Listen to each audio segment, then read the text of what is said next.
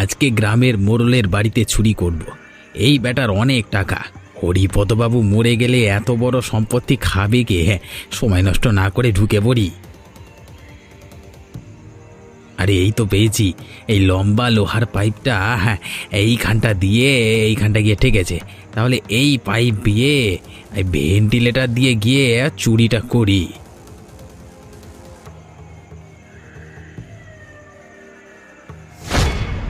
একটা শব্দ পেলাম যেন, কেমন হলো? ধুর, বেড়াল বোধ হয়। এত দূর তারা কি করছে? না না, ঘুমিয়ে পড়ি। এই রে, হরিপদবাবু জেগে উঠল যে। না না, একটু রয়ে শোয়ে কাজ করতে হবে। ও বাবারে, ও বাবারে। যাক, হরিপদবাবু আবার ঘুমিয়ে পড়েছে। এবার আমার কাজটা শুরু করি। আরে ওই তো আলমারি, নিশ্চয়ই অনেক মাল করিয়া আছে।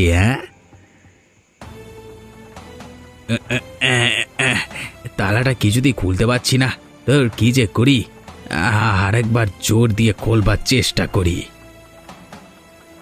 এই তো সাবাস পটা, তালা খুলে ফেললাম। বাহ, এখানে তো অনেক টাকা। একটা কাজ করি, সব টাকা নিলে সন্দেহ করবে, বরং কিছু টাকা নিয়ে কেটে পড়ি।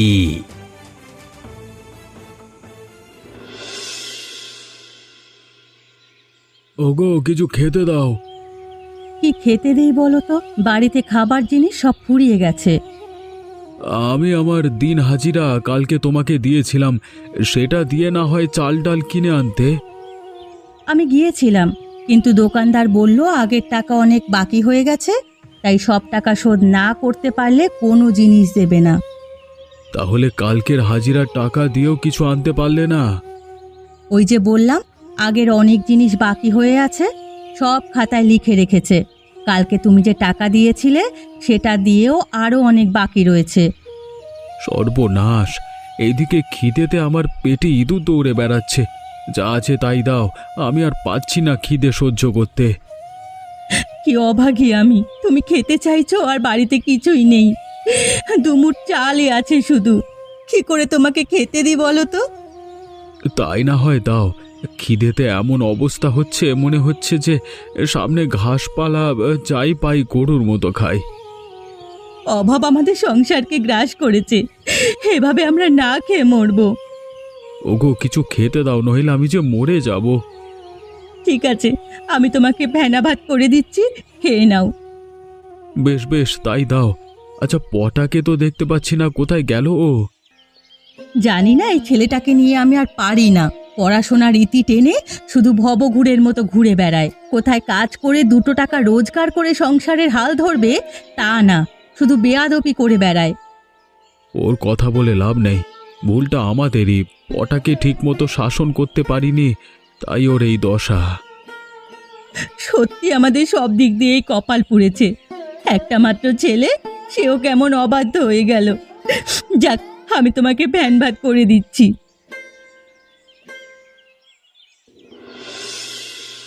সর্বনাশ! আমার আলমারিটা খোলা কেন? তালাটাও ভাঙা দেখছি। তাহলে কি রাতে চোর ঢুকেছিল নাকি? একবার আলমারিটা ভালো করে দেখি তো।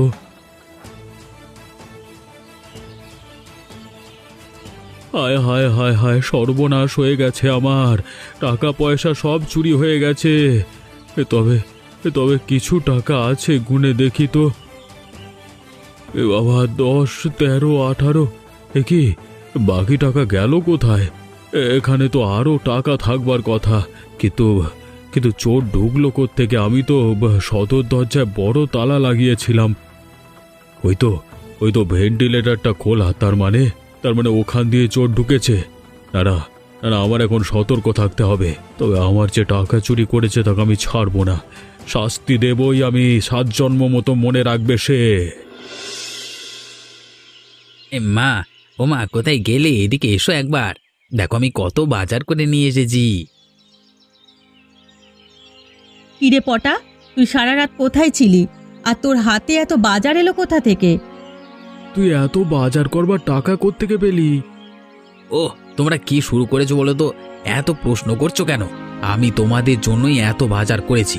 অনেক দিন বাদে সকলে মিলে একসাথে ভালো করে খাবো তা না, আমাকে তোমরা প্রশ্ন করেই যাচ্ছ। আগে আমাদের প্রশ্নের উত্তর দে পটা, খাওয়া দাওয়া পরে হবে।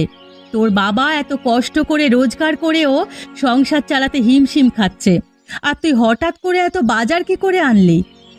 পটা, সত্যি করে বল তো, তুই কোনো চুরি চামারি করিসনি তো?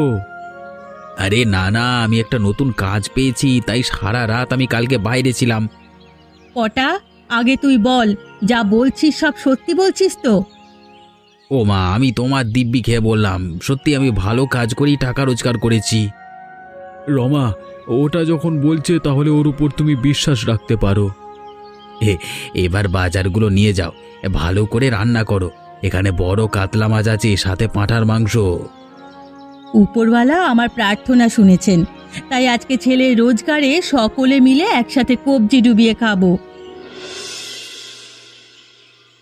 কে বা কি করে এমন কাজ করলো সেটাই জানতে হবে। হে ওপরওয়ালা, সকলকে ভালো রাখো। রহিম চাচা, আপনি যাচ্ছেন কোথায়? আমি যাচ্ছি মসজিদে, নামাজের সময় হয়ে আসছে।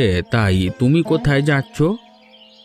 যাচ্ছি গ্রামের চৌমাথার মোড়ে হাকিমের কাছে। হাকিমের কাছে? কিন্তু কেন? কালকে রাতে আমার বাড়িতে চুরি হয়েছে। সর্বনাশ, চুরি হয়েছে? তা কি চুরি হয়েছে? টাকা। চোর ঘরের ভেতরে ঢুকে টাকা চুরি করে পালিয়েছে, আবার কিছু টাকা রেখেও দিয়েছে। আশ্চর্য তো, তোমার কারোর উপর সন্দেহ হচ্ছে কি? না না, সেরকম কাউকে সন্দেহ হচ্ছে না, তাই ভাবছি হাকিমের কাছে গিয়ে পরামর্শ করব। কিন্তু হাকিম সাহেব তো কোনো বিশেষ কাজে শহরে গেছেন, বিশেষ কাজের জন্য। ও তাই নাকি? আচ্ছা, বলছি কি রহিম কাকা, আপনি গ্রামের একজন জ্ঞানী মানুষ, সকলে ছোট বড় সব সংকটে আপনার উপদেশ দেয়, তাই যদি আমার বাড়ির চুরির বিষয়টা একটু দেখে নিতেন। আচ্ছা আচ্ছা, দেখছি। আজকে সন্ধে তোমার বাড়ি যাব, তারপর দেখে বলবো।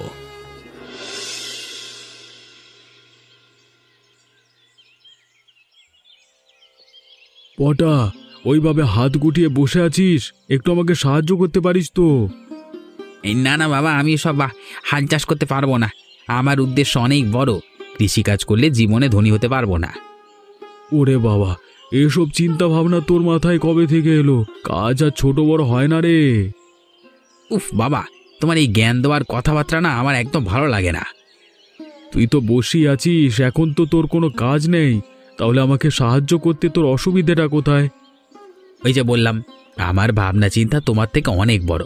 আচ্ছা বলো তো, সারাটা জীবন এই কৃষিকাজ করে তুমি কি করলে?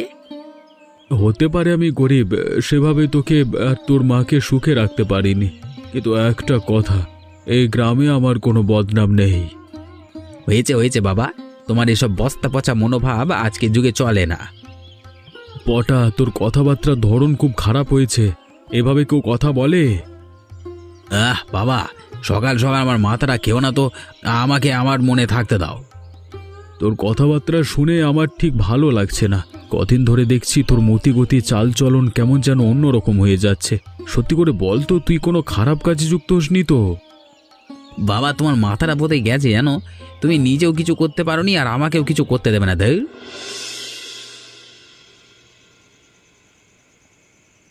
হরিপদ, বাড়িতে আছো? রহিম চাচা, আসুন আসুন, আমি আপনার অপেক্ষাতেই বসে আছি। তোমাকে যখন কথা দিয়েছি আসতে তো আমার হতোই। আমাদের একটা বিশেষ ব্যাপারে কথা হচ্ছিল একটু, তাই দেরি হয়ে গেল।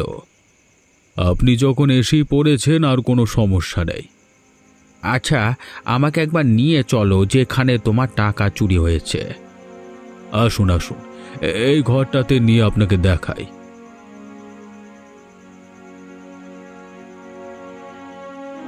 এই আলমারি থেকেই আমার কালকে রাতে টাকা চুরি হয়। বুঝতে পেরেছি, আমি একটু দেখে নিই চারিদিকটা। হ্যাঁ,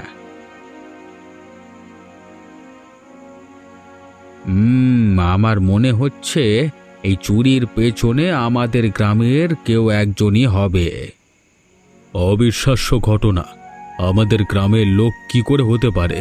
এর আগে কোনোদিনও তো আমার বাড়িতে এভাবে কেউ চুরি করবার সাহস পায়নি, তাহলে হঠাৎ কালকে রাতে কি স্পর্ধা দেখালো? দিনকাল পাল্টেছে গো। এখন মানুষের মধ্যে চুরি চামারি করবার প্রবৃত্তি অনেকটাই বেড়েছে। তাই আগে যা হয়নি এখন যে সেটা হবে না, সম্পূর্ণ ভুল ধারণা। তাহলে কি কি করে চোরকে ধরতে পারবো? আমি নিশ্চিত চোর আবার তোমার বাড়িতে আসবে। একবার বাঘের মুখে রক্তের স্বাদ লেগেছে, সে তো স্বীকার করতে আসবেই, তাই না? আপনার কথাটার মধ্যে যুক্তি আছে। তাহলে আমি কি করতে পারি? একটা কাজ করো, তুমি কিছুদিন তোমার বাড়িটা পাহারা দেওয়ার জন্য ব্যবস্থা করো। একদিনের জন্য বড়লোক হওয়ার সুযোগ? হ্যাঁ, আমি যা বলছি তাই করো। বেশ, আপনার কথা মতো আমি তাই করব, কিন্তু কাকে পাহারাদার হিসেবে ঠিক করা যায়? হরিপদ বাবুর বাড়ি থেকে যা টাকা চুরি করেছি সবটা খেয়েই উড়িয়ে দিয়েছি। আরও একবার ওনার বাড়িতে চুরি করবার প্রস্তুতি নিতে হবে, কিন্তু এবার অনেকটাই সাবধানে এবং পরিকল্পিতভাবে করতে হবে।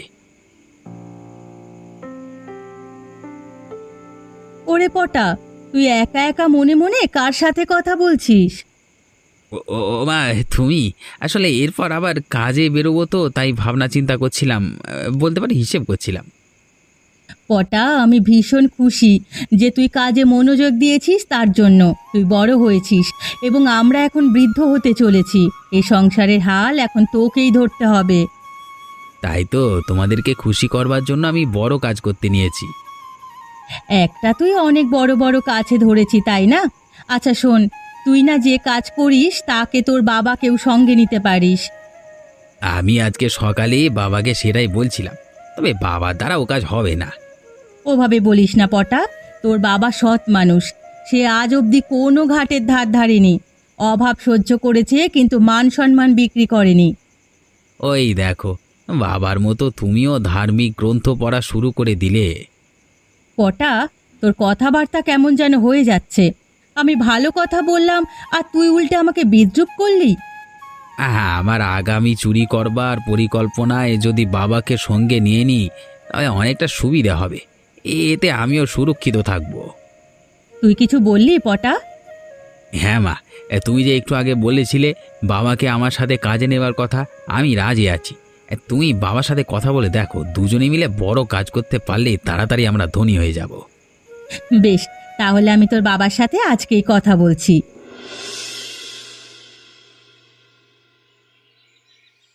নমস্কার হরিপদবাবু, কেমন আছেন? ও কেষ্ট, আমি বিশেষ ভালো নেই। তুমি কেমন আছো বলো? কি আর বলি হরিপদবাবু, আপনি তো সবই জানেন। অভাবের সংসারে খুব কষ্টে জীবনযাপন করছি।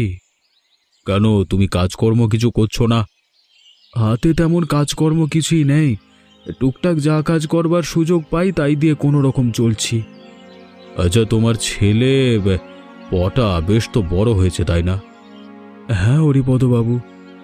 তাহলে তোমার চিন্তা কিসের? তোমার ছেলে বড় হয়েছে, উপযুক্ত হয়েছে, সে এখন রোজগার করবে।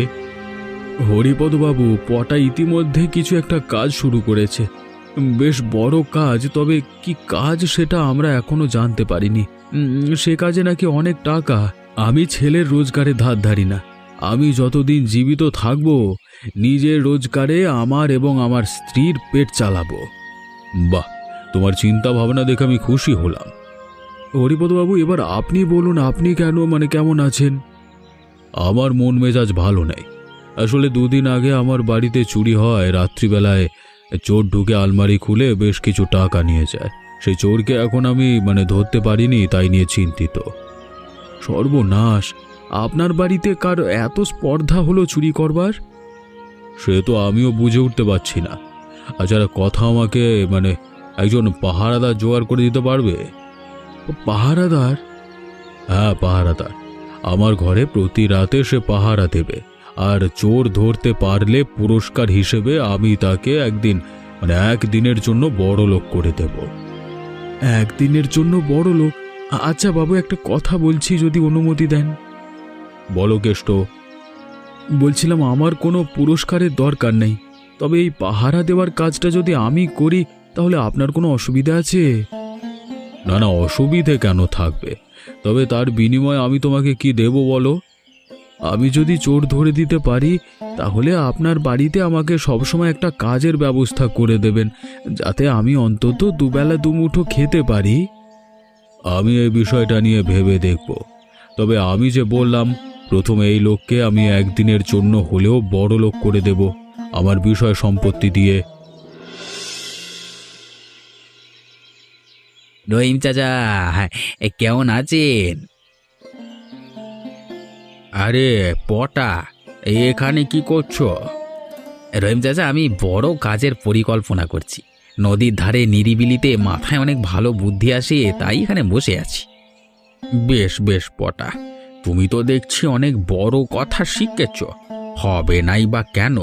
এখন তো আর ছোট নেই, উপযুক্ত হয়েছ। মা বাবার ভরসা যে তুমি। রহিম কাকা, আসুন আমার সাথে নদীর ধারে একটু বসুন, দেখবেন খুব ভালো লাগবে। না না পটা, বসবার সময় নেই। আমি যাচ্ছি আমার কাজে। আমার আবার নামাজেরও সময় হয়ে গেল। ঠিক আছে রহিম চাচা, তাহলে অন্য একদিন কথা হবে। হ্যাঁ বেশ বেশ। আচ্ছা পটা, তোমাদের একটা কথা বলবার আছে। বলুন রহিম চাচা। বলছিলাম, হরিপদ বাবুর বাড়িতে কিছুদিন আগে চুরি হয়েছে, তাই উনি একজন পাহারাদার খুঁজছেন। যদি তোমার চোখে কেউ থাকে এ কাজ করবার মতো, তাহলে একবার জানিও। হ্যাঁ, যা ভেবেছিলাম তাই। হরিপদবাবু অনেকটা সতর্ক হয়েছে। বাবাকে সঙ্গে নিয়ে পরের পদক্ষেপ নেওয়াটা বুদ্ধিমানের কাজ হবে। কি পটা, মনে মনে কি ভাবছো? না না, ওই আর কি বলছিলাম যে হরিপদবাবু এই কাজের জন্য কি বকশিশ দেবেন? যদি সেই পাহারাদার চোরকে ধরতে পারে, তাহলে তাকে একদিনের জন্য বড়লোক হওয়ার সুযোগ দেবেন। ও তাই নাকি? তাহলে তো পাহারাদার খুঁজতেই হয়। ঠিক আছে, আমি দেখছি।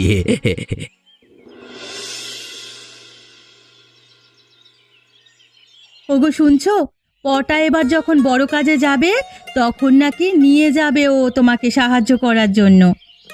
ওটা আমাকে নিয়ে যাবে বিশ্বাস হচ্ছে না, কারণ ওর চিন্তাধারা এবং আমার চিন্তাধারার মধ্যে অনেক পার্থক্য আছে। ওগো জিদ করো না, পটা ছেলে মানুষ, ওর ভাবনা চিন্তা তো একটু অন্যরকম হবেই। দেখবে আরও যখন বয়স হবে তখন ঠিক পরিণত হয়ে যাবে।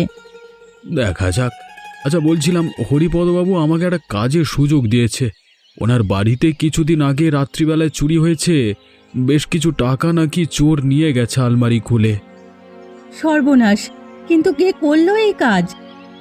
সেটাই জানবার জন্য, মানে চোরকে ধরবার জন্য হরিপদবাবু পাহারাদার খুঁজছিলেন। আমাকে বলাতে আমি রাজি হয়ে গেলাম। উনি এটাও বললেন যদি কেউ চোর ধরে দিতে পারে তাহলে তাকে একদিনের জন্য বড় লোক করে দেবে। সে কি, একদিনের জন্য বড় লোক? আমি বুঝে উঠতে পারলাম না। যাক, হরিপদবাবুর ব্যাপারে উনি বুঝবেন। আমি হরিপদবাবুকে বললাম যে যদি আমি চোর ধরে দিতে পারি তাহলে উনি যেন ওনার বাড়িতে আমার একটা স্থায়ী কাজের ব্যবস্থা করে দেন। সেক্ষেত্রে আমাদের অভাব অনেকটা দূর হবে। বেশ ভালো কথা। তাহলে আর না ভেবে তুমি হরিপদবাবুর বাড়িতে পাহারাদারের কাজ করা শুরু করে দাও। আচ্ছা আচ্ছা, একটা কথা বলি, যদি আমাকে কাজে সাহায্য করে ও, তাহলে ভবিষ্যতে আমরা অনেক উপকৃত হব। তুমি একবার ওকে বলে কালকে আমার সাথে পাঠিও।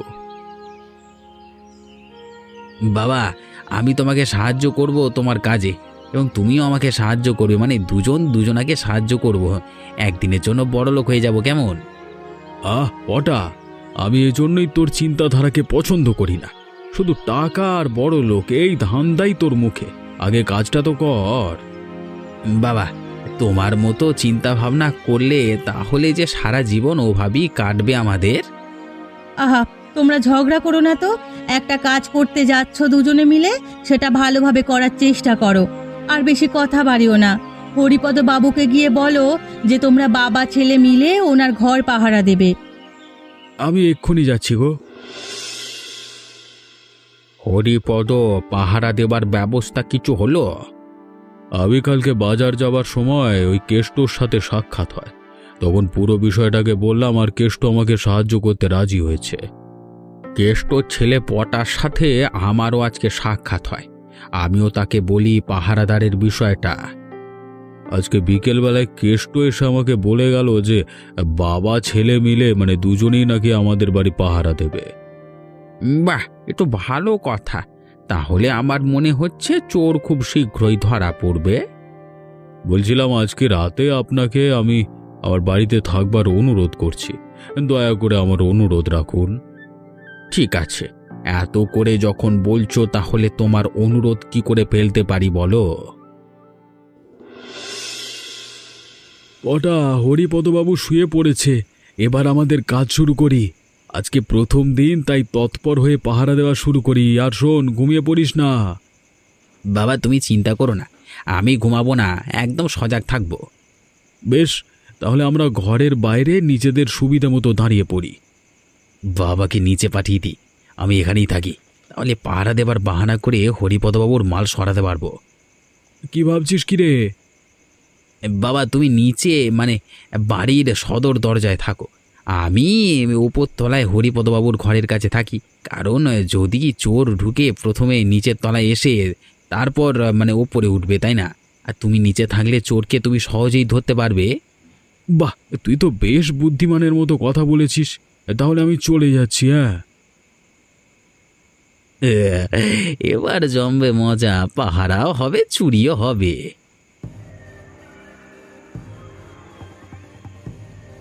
অনেক রাত হলো, হরিপদবাবু ঘুমিয়ে আছে, এই সুযোগে আমি আলমারিটা খুলে নিয়ে যাই।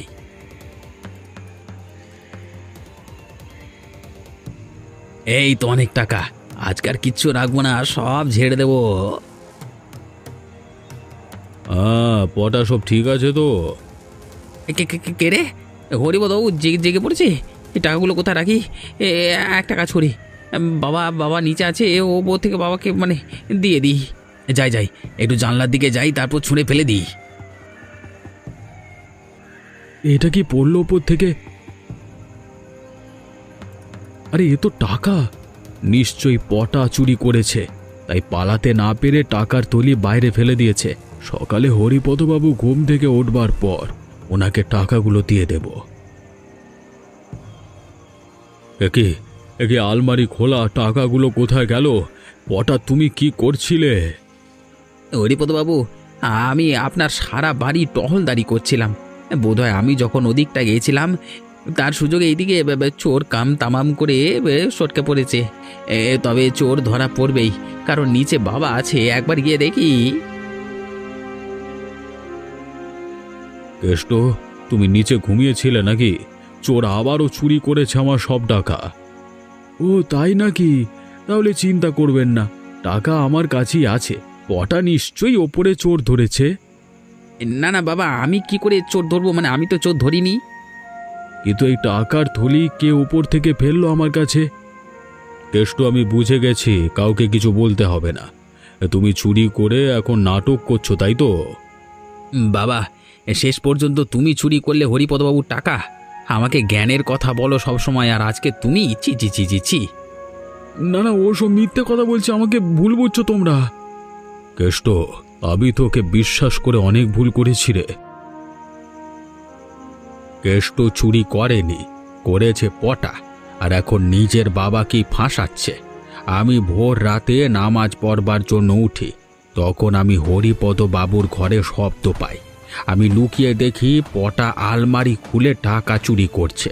তারপর পুরো বিষয়টা আমি নিজের চোখে দেখি। পটা, তার মানে তুমি আসল চোর? এবার আর তোমার রক্ষে নেই, বাকি জীবন তোমার কারাগারে কাটাবার ব্যবস্থা করছি। কি কপাল আমার! শেষমেশ নিজের ছেলে আমাকে চোর সাব্যস্ত করে ফাঁসাতে চাইল। শান্ত হও, শান্ত হও, ও পড়ালা আছে, ওনার বিচার কখনো ভুল হয় না। হরিপদ, তুমি কেষ্টর সততার জন্য ওকে বকশিশ দেবার ব্যবস্থা করো। হ্যাঁ হ্যাঁ, আমি কালকের দিনের জন্য আমার সমস্ত বিষয় সম্পত্তির মালিকানা দিলাম ওকে। হরিপদবাবু, আমি আগেই বলেছিলাম আমি আপনার ওসব কিছু চাই না, আমার কিচ্ছু দরকার নেই। বেশ একটা স্থায়ী কাজের দরকার। বেশ, তাহলে তাই দিলাম। এমনই মজার মজার গল্প দেখতে আমাদের চ্যানেলটিকে সাবস্ক্রাইব করতে ভুলবেন না।